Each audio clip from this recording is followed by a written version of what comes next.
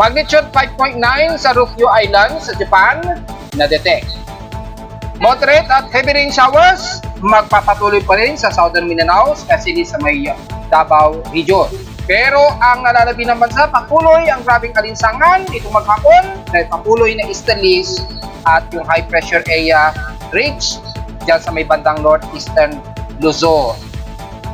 At inaasahang geomagnetic field na aabot sa KP4 index, naasahan pa rin ngayong araw. Bagamat hindi natuloy kahapon, pero magpapatuloy pa rin ang forecast na maaaring umabot pa rin sa G1 geomagnetic storm at magtutuloy-tuloy hanggang April 18, 2024.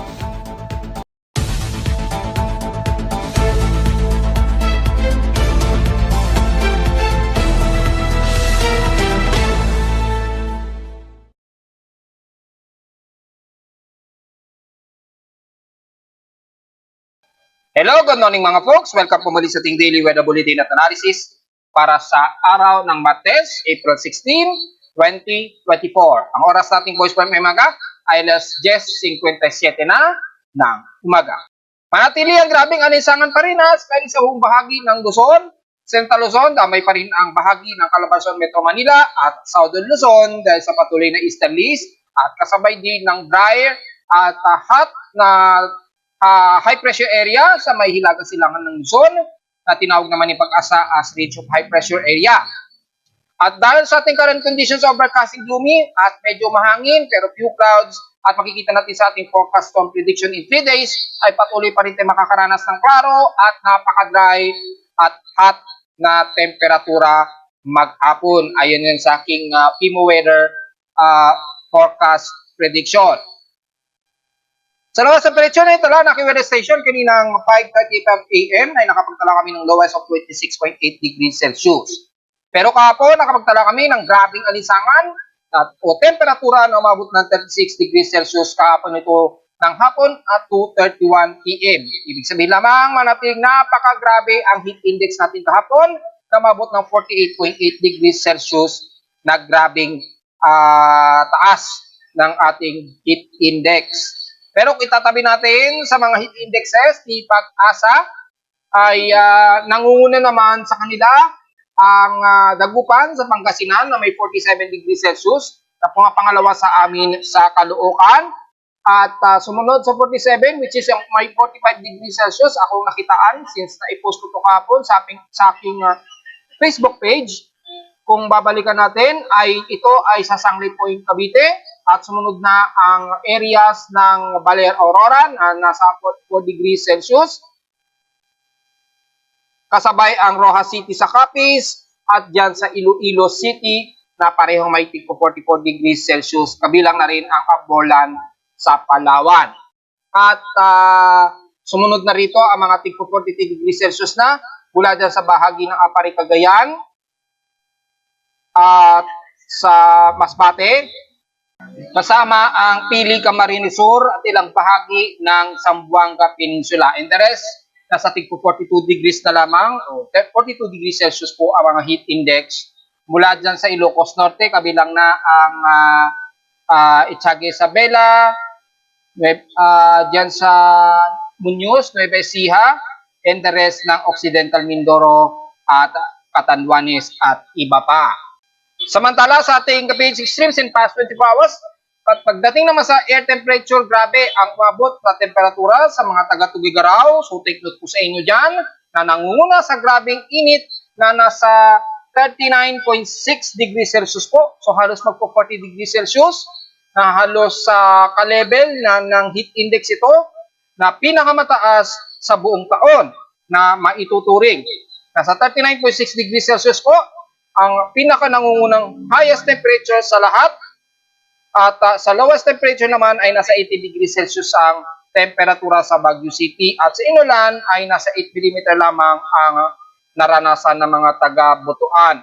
Samantala sa ating space weather status, meron na tayong active geomagnetic field at pumasok na po ang KP4 index na nai-report na natin nung isang araw. Asahan po natin na magkakaroon ng significant impact uli ng 65 degree geomagnetic latitude at may mga inaasahang mga minor lang naman na mga grid fluctuations at northern lights na naman dyan sa bahagi ng north at south pole na naman. Bagamat minor, posible pa rin itong umextend at posible pa rin umabot sa G1 geomagnetic storm.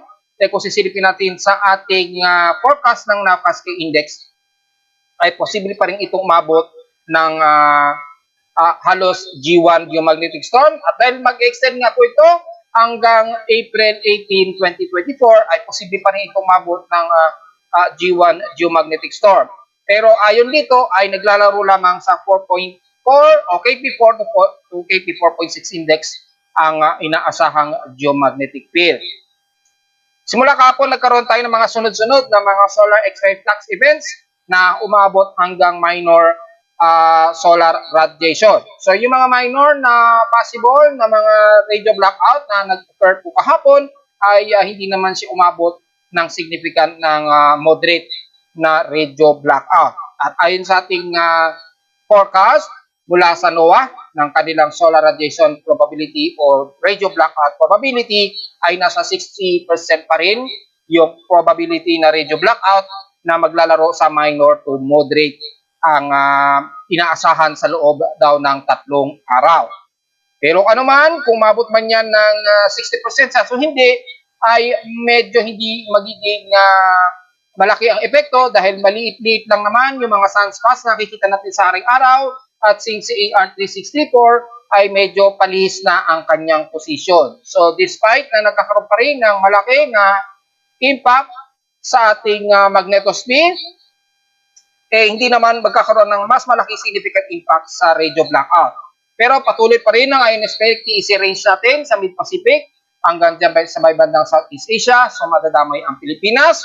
Yung aurora borealis effect ay posibleng umabot pa rin yan sa at least 50% chance o probability hanggang 50%. Na makikita yan ng mga taga North Pole and South Pole, especially sa mga taga Canada, sa mga taga Canada at Alaska. Yung ating G-region absorption o yung ating degraded frequency, maglalaro pa rin yan between 10 to 15 MHz. Apektado po ang Southeast Asia, kasama po ang Pilipinas. At yung ating solar propagation o yung solar wind, ay ang plasma density ay posibleng itong mag-peak by April 18, 2024. Ayan, makikita natin sa stereo A and B at maging sa radial velocity nito ay posible pa umabot ng mahigit sa 450 km a second yung bilis niya. Despite na ganyang kabilis, ay makikita natin sa ating most of real time ng solar wind ay hindi naman siya umaabot ng above normal solar wind speed so far. Awa naman ng Diyos. Dahil kung titingnan natin ang 7 days nito, sa loob ng 7 days ay hindi naman umabot, lumalagpas ng above normal yung solar wind natin. So, medyo wag tayo masyadong kabahan dahil sa awa naman ng Diyos hindi naman ganun kabilisan at kalakas yung significant impact ng nire-release na CME ng haring araw. Samantala, sa ating outside humidity ay pa-dryer na naman tayo at 58%. Tumataas ito ng 3% since last hour. Despite na meron tayong range of high pressure area, nasa 1,011 hectopascals lamang ito. So, hindi masyadong mataas dyan sa bahagi ng northeastern pa rin ng Luzon. Pagamat dryer pa rin tayo, mataas pa rin yan, maituturing. At bumababa ito ng mabagal-bagal ay manatiling maglalaro pa rin yan hanggang 1,013 hectopascals. Since kaninang 7:48 AM nga, mabot pa rin ito ng 1,013 hectopascals yung ating atmospheric pressure. So patuloy po ang dryer ha. At makikita natin sa ating current CBI fire danger ay nasa 13.4% po ito na moderate. Huwag po kayong malilito sa fire density ng fire ha. Magkaiba po yun. Kasi ang may mga ilang gumagamit ng fire monitoring. Ginagamit po yan sa pagmomonitor ng volcanic events at yung mga kaingin, yung wildfires na nagaganap. Yan, makikita po ninyo yan kung titingnan nyo sa volcanic thermal monitoring natin, yung fire centroid na tumataas in danger, yan yung mga probability na kapag nagkaroon po ng sunog sa mga kabundukan, halimbawa lang, ay doon po pumapasok yung danger spread ng sunog. Magkaiba po yan sa CBI Fire Index ha. Ang CBI fire index ay combustion po yon, which is dynamic po siya, depende sa ating outside humidity at temperature. Ito po, epekto yan kapag nagkakaroon tayo ng mas mababang o mas prone sa mga pagsunog sa ating mga wildfires. At kung mapapansin ninyo ay hindi isinama ang bahagi ng Metro Manila kasi matik naman po, wala naman masyadong puno sa Metro Manila. At kung mapapansin ninyo sa mga probinsya natin ay karamihan sa mga mabunduking lugar po na may mga nakataas na fire danger. Ibig sabihin po yan, yung fire spread na oras nagkaroon ng kaingin o sunog, yung lawak na area na maapektuhan ng sunog ay madadamay. Yung areas na kung saan may mataas na fire centroid, ibig sabihin yung area na yan ang mga posibleng magkalat o mag-spread ang sunog. So wag pong gagamitin yan bilang CBI index sa Metro Manila. Sobrang misleading po ang ginagawa ninyo kapag yan ay ginamit ninyo bilang CBI. Magkaiba po ang CBI index na ginagamit ng AccuWeather Station. Then ito po ay real-time po actual po na measurement yan. Hindi po pwedeng i-forecast yan. Hindi po kasi na-forecast yan. So ito po ay actual na measurement. Tulad yan, bumababa siya, nagiging low. So 7.5%.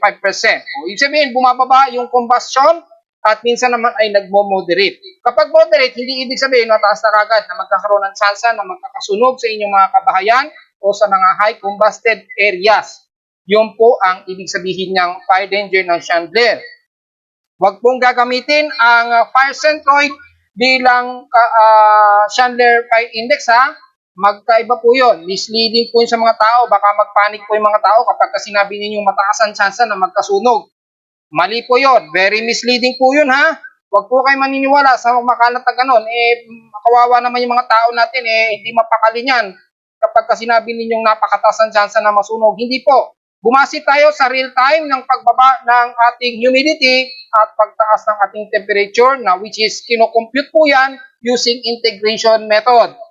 Sa algebraic expression po yun ay pinag-aaralan natin nung college. The more na bumababa, the more na tumataas naman yung combustion ng posibleng magkasunog. Iba po yung sa fire centroid. Yun naman yung during na may sunog na sa ating mga gubat sa mga kabundukan na kung saan maraming puno na matataas.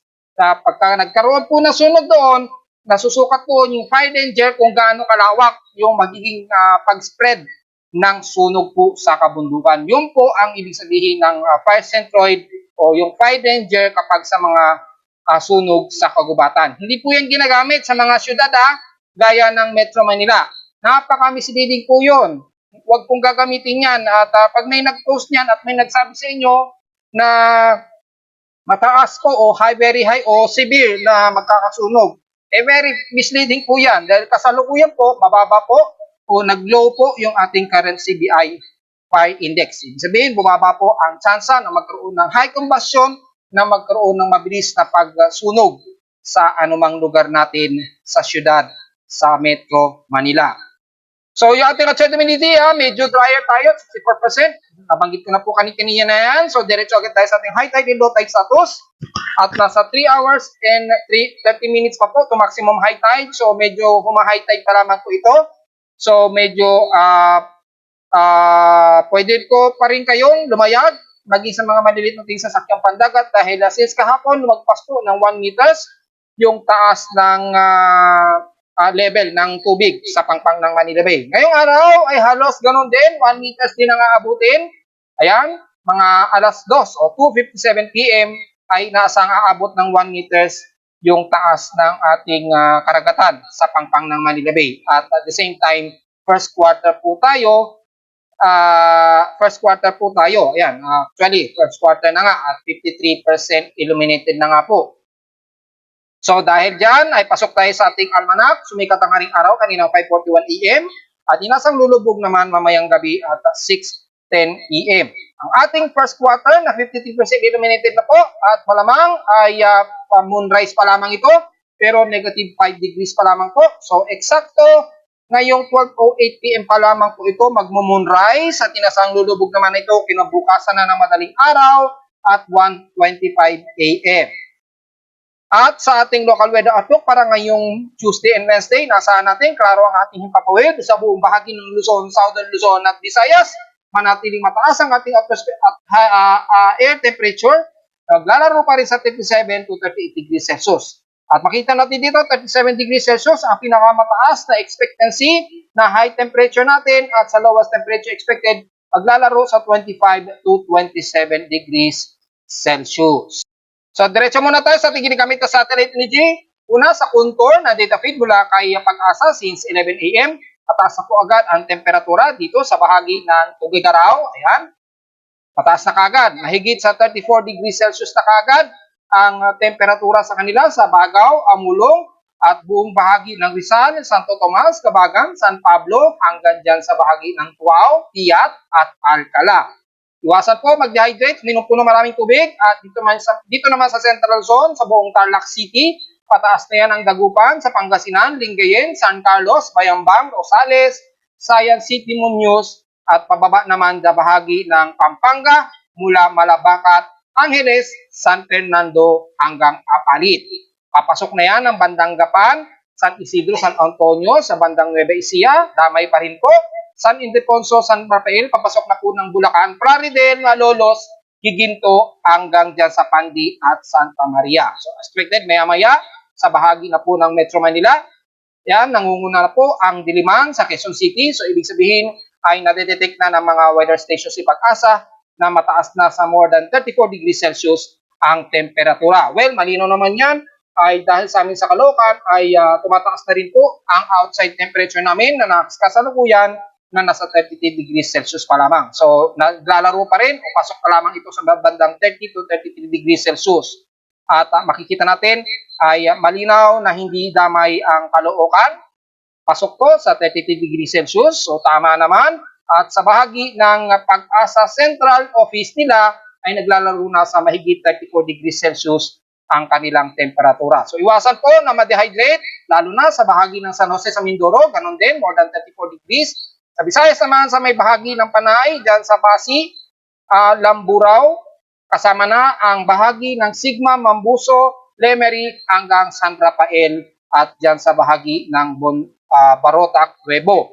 Pataas na rin sa mahigit 34 degrees Celsius ang temperatura ninyo dyan, so wag po tayong magpa-dehydrate. Samantala, sa ating Himawari 8 na ginagamit at kung titingnan na muna natin sa ating high definition satellite imagery, ay ang madalas lamang na nakakaranas ngayon ng mga pag-ulan na may heavy rain potential ang southern part ng Mindanao sa may Davao Region at damay na ang buong Davao Oriental, Davao de Oro, Compostela Valley at the rest dyan sa may bandang Hinatuan area. Nakakaranas ngayon sila ng maulap na himpapawarin na may mga inaasahang moderate and some heavy rain showers mula Bislig pababa ng Katiil and the rest ng Caraga at Gobernador Generoso. Sa buong bahagi naman ng Davao Region, damay na ang Davao City.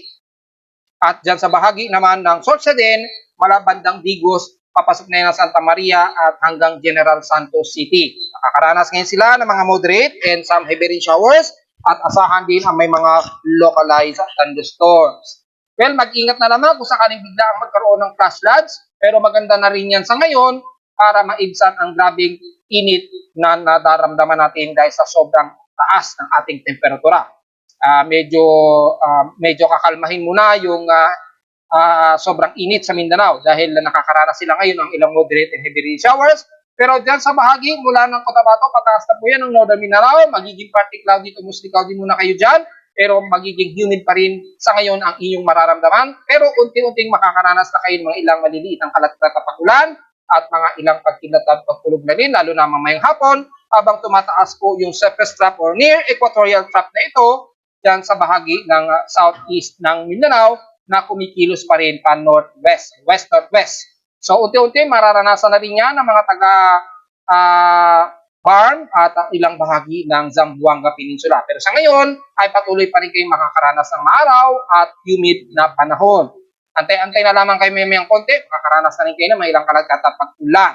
Pero mula sa bahagi ng Visayas hanggang Southern Luzon pataas na, ay manatili pa rin na partly cloudy, klaro ang himpapawid at napakamalinsangan pa rin ang iiral sa buong bahagi ng Central Visayas. Hindi na natin masyado isa-isahin, matik na yan, kasama ang Cebu City at Bohol, at sa may kaluran bahagi naman ng Visayas ay buong Panay Island at Negros region na po yan. Ingat na lamang at huwag masyadong mag-dehydrate at sa silangan naman ng Visayas ay ang bahagi ng Samar region na nakakaranas ng mga ilang partly cloudy pero patuloy pa rin ang humid dahil sa patuloy na easterlies na nag-i-interact sa ilang surface trough dito sa ibaba ng bandang Eastern Mindanao. Pero patuloy pa rin ang easterlies kaya mas maalinsangan at humid ang iiral pa rin kasama na ang bahagi ng Tacloban or Moc, bye-bye pababa na yan ng Maasin City sa Leyte. So huwag po masyadong magbibilan, magdala po na pananggalang sa tinding sikat ng araw at sa mga isolated rain showers na naglalaro pa rin sa hanggang 13% to 25% chance na uulanin, especially ngayong hapon. Pero pagsapit ng Mimaropa hanggang buong bahagi ng Southern Luzon ay patuloy pa rin tayo makakaranas ng grabing alinsangan at mataas na heat index itong maghapon. Mula dyan sa Bicol region, pataas na ng Camarines Sur, Camarines Norte, papasok na yan ng Quezon Province, all the way hanggang Calabarzon na po yan. So, matik na, damay ang Metro Manila, patuloy po kayo tayong makakaranas ng grabing init at napakamalinsangang panahon na maglalaro na naman sa more than 35 to 37 degrees Celsius. Damay na ang bahagi ng Mindoro. Well, nabanggit na nga po natin, mataas na ang temperatura sa bahagi ng San Jose, Mindoro. Ayan, kung titingnan natin sa contour mula sa Dita Piti Pag-asa, mataas na po. At sa buong bahagi ng Palawan at Kalayaan Islands. Magdala po na pananggalang sa tinding sikat ng araw at uminom ng maraming tubig dahil maghapon na naman tayo bubugbugin ng grabing init. Kasabay na rin ng dry heat at alinsangan dahil nagko-combine po yung epekto ng easterlies at sa dry at weather natin maghapon. Sa mga magtatanong kung kailan ba tayo uulanin, well, bad news pa rin, ay mababa pa rin na uulanin tayo sa bahagi ng Luzon, maliban na lamang sa bahagi ng Mindanao dahil nakakaranas nga po sila ng near equatorial surface trough dyan, kaya medyo sinuswerte ang parte ng Southern Mindanao na nakakaranas ngayon ng ilang moderate and heavy rain showers. Makikita natin sa West Pacific Basin ay ang anomaly nito ng dulot ng near equatorial trough na to naglalaro sa 10 to 20%. Pero yung chance na maging inverse ay kasalukuyang napakaliit po at naglalaro lamang hanggang sa 20% ang chance na maging isang active inverse o low pressure area. Pero the rest ay wala po, patuloy pa rin makakaranas ng daloy ng malakas na easterlies. Pero meron tayong ina-expect na range of high pressure area na namumuo pa rin sa ibang ng south ng Japan na umi-extend hanggang sa northeastern part ng Luzon hanggang sa mga susunod na araw. Kung titingnan natin o pagbabasehan ang global spectral model na data feed mula kay Pag-asa at Japan Meteorological Agency ay makikita natin hanggang this coming weekend pa po yan or April 21, 2024 ang forecast niya. So titingnan natin ay patuloy tayong makakaranas ng grabing alinsangan at humid na panahon sa bahagi ng Southern Luzon at buong bahagi ng Northern Luzon. Patuloy pa rin mataas ang ating drought index at since wala naman tayong nakikitaan sa mga computer models sa anumang low pressure area sa loob at labas ng ating Philippine Area of Responsibility, ang magiging concern lamang natin sa ngayon yung ating drought sa bansa. Patuloy pa rin since noong April 14 ay grabe ang taas ng ating drought. Ayan damay na ang buong Tugigaraw at buong kalurang bahagi ng Northern Luzon, Central Zone, kasama ang Metro Manila. Ito yung binabase nila na mataas daw ang magkakasunog sa iba't ibang bahagi ng Metro Manila. Misleading po yun huwag po kayo maniniwala sa ganun. Tinatakot din yung mga kababayan natin Huwag kayong bumase sa drought o pagtaas ng fire danger. Yan ay ginagamit lamang kapag nagkakaroon po ng wildfire sa mga kagubatan natin. Ang Metro Manila ay hindi naman yan katulad ng kabundukan na puro building po ang naririyan at hindi po mga puno. So, misleading po ang nagsasabi na magkakaroon tayo ng high and severe na magkakaroon ng sansa ng sunog. Hindi po. Umasi po tayo sa Chandler Index, mga folks, para sa mga tsansa na magkakaroon ng combustion, na magkakaroon ng sunog. Yung po ang pagbase natin. Huwag agad tayo magkukonklusyon na may severe kaagad na tsansa na magkakasunog. Birasin nila yan dito Ayan mataas po kasi yung severity ng drought classification natin since April 14. Yan. Kung titingnan natin sa monthly stock ay mataas talaga. Tamay na ang buong Metro Manila at Calabarzon at buong bahagi ng Mimaropa at west portions ng Visayas. Hindi ibig sabihin yan na mataas ang tsansa magkakasunog. Mali po yun Misleading po yun. Inuulit ko lamang po. Para sa mga kababayan natin, mag-research po muna maigi, tignan kung talagang tumataas ang Chandler Index natin. Nakasalukuyan, mababa at nagmo-moderate lamang yung real-time monitoring natin. So mababa pa ang sansa na magkakaroon ng significant combustion ng sunog sa atin sa iba't ibang bahagi ng Metro Manila. Pero mag-iingat tayo dahil since mainit ang ating paligid, ay may potential pa rin na biglang tumaas sa moderate to high yung ating Chandler Index. So, yun po ang ating pagbasihan. Wag po ang severity ng drought index o yung fire danger dulot po ng severity ng drought index natin sa bansa. Sa ulatin Dol, since kaninang bandang 6 a.m., nagkaroon po ng na-detect ng aking seismograph ang malakas na paglindol sa may bandang south ng Ryukyu Islands, bandang southern Japan, magnitude 5.9 po ito. Ganap ito, 6:38 a.m. to be exact, oras natin sa Pilipinas yan, at ang lalim lamang niya ay 8 km. So medyo ramdam yan hanggang magnitude 3 dyan sa bahagi ng Minatase, Yukishima, at Nishinohote sa bandang south ng Kagoshima sa Japan. Medyo mga intensity 1 na lamang siguro mararamdaman ng mga taga Kagoshima. Pero mga hanggang intensity 2 ay mararamdaman niya ng mga taga Nishinomote, Tanegashima, hanggang Yokoshima at Toshima sa may bandang southern nga ng Ryukyu Islands, Japan. So, medyo mararamdaman yan at wala namang na naitala na pagtaas ng tsunami warning. So, wala po tayo magiging problema mga po. Samantala, sa Pilipinas, since 12 a.m., meron tayong na-detect o na-record na magnitude 4.0 pataas. At ito ay sa bahagi ng General Luna, northeast ng General Luna, Surigao del Norte po. Ayan, magnitude 4.1 po ito. Naganap ito kaninang 8:53 a.m.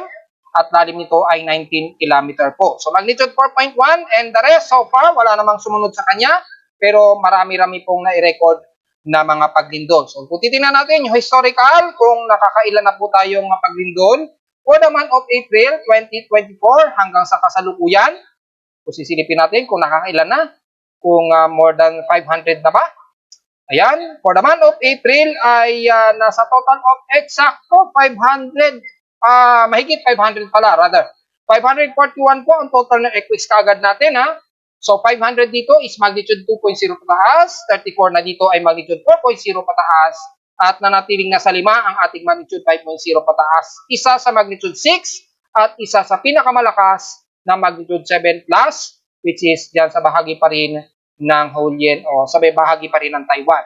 Nang nangyari nitong April 3, 2024 nga po. So 541 na po ang total na lindol natin sa bansa at mukhang mas marami ang naitalang malalakas sa paglindol ngayong buwan ng April dahil meron tayong records of magnitude 6 at meron din tayong record of magnitude 7.0 pataas. Despite na malayo ito sa bansa, pasok kasi pinasok ito ni PHIVOLCS kaya consider na isang malakas na paglindol na naitala natin sa bansa. Then meron tayong isang magnitude 6 kasi na naitala dito. Ayan 6.5 sa may bahagi ng Sarangani. So patuloy pa rin na nadagdagan na mahigit sa 540 nga po ang total earthquakes natin o to be exact of 541 total earthquakes. So kung kakamusta natin ang water dams ng iba't ibang dam sa bansa ay so far itong Simagat Dam ay patuloy na tumataas yung kanyang water level So medyo good news to. Despite na way below pa rin siya sa pinaka-designated dito na 178.59 meters, ay medyo good news pa rin Simagat dahil patuloy pa rin itong tumataas na mula sa 177.18 ngayon ay nasa 177.21 meters na po ito. Pero pagdating kay Angat Dam ay patuloy pa rin ang pagbawas nito. Ayan, nasa 193.64 na po ang level ni Angat Dam mula sa 194.07. Pataas pa rin ang konsumo niya, so patuloy po ang pagbaba at malapit na po itong mag-critical sa kanyang gold curve. Pero pasok pa rin siya as good na nasa code green pa rin si Angat Dam. Pero medyo bad news ay patuloy pa rin kasi siyang nababawasan ng 0.43 meters sa loob ng 24 oras. So medyo tipid-tipid sana mga folks. Sa Ipo Dam at Alamesa Dam ay despite na konti lamang ang nababawas, kay Ipo Dam ay at 0.17 meters ay hindi naman masyadong naapektuhan pa yung pinaka malaking pagbawas o hindi naman masyado pang nagagamit kasi si Ipo Dam ay may tuturing na backup yata ito, backup na water reservoir. So bukod kay Lamesa at Angat Dam ay patuloy pa rin silang nababawasan pero hindi pa naman siya pumapasok sa pinaka-critical rule of elevation ng water dams natin. So medyo sapat pa sa ngayon yung level ng tatlong ito maliban lamang kay Magat Dam na medyo nagre-recover siya pero hindi pa rin siya umaabot sa pinaka-significant level nga niya na 178.59 meters. At narito naman ating 3-day 20 weather forecast para sa araw ng Martes, April 16, 2024.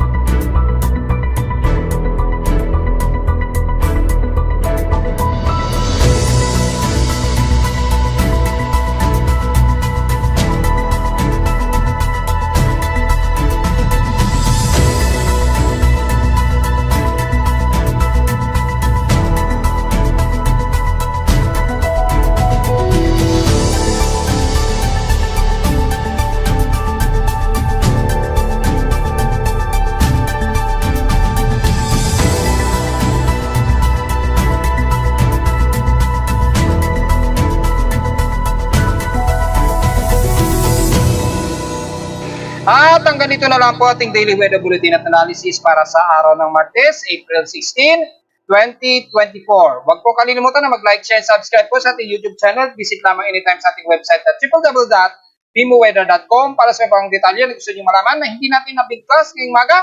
Makikita naman ninyo ang real-time ito mula sa weather station sa Caloocan at sa mga data feeds mula sa iba't ibang weather agencies. Maraming salamat po mga folks at magandang araw po sa ating lahat.